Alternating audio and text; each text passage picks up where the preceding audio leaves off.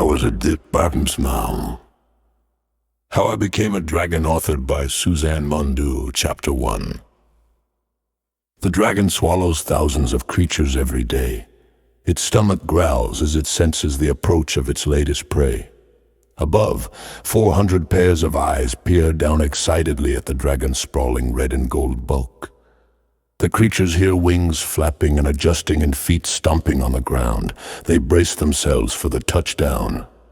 A thump pushes air out of their lungs, leaving an echo of sighs in the air. Looking at each other and back out at the dragon, they cheer with joy. Clicking sounds release them and ignite the chatter of their different tongues. Knowing the dragon's mouth is just a short distance away, they crawl over one another as they reach for their belongings. They wait impatiently for the sign directing them to move toward the dragon's mouth with arms weighted down by their possessions. Some clinging to their young, they surge toward the open jaws.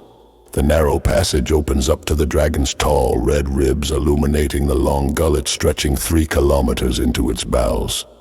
Terminal 3 at the Beijing Capitan International Airport opens its automated, adorned, red glass doors, welcoming citizens returning home and tourists from around the world. The cavernous space hums with excitement. Laughter pierces the crowd with smiles shining in the morning sun. Coming in through the floor-to-ceiling windows, the travelers scan the luggage carousel monitors. A ding warns all who hear it to stand clear. The carousel cavity begins to expel one piece of luggage at a time. All eyes focus on each item until its owner identifies and removes it. Dragging his or her belongings, each passenger declares to a customs officer his or her final destination. Reason for visit and duration: each person hands over a passport to the customs officers for inspection. The officers carefully examine the photos and particulars and study the passport's remaining pages.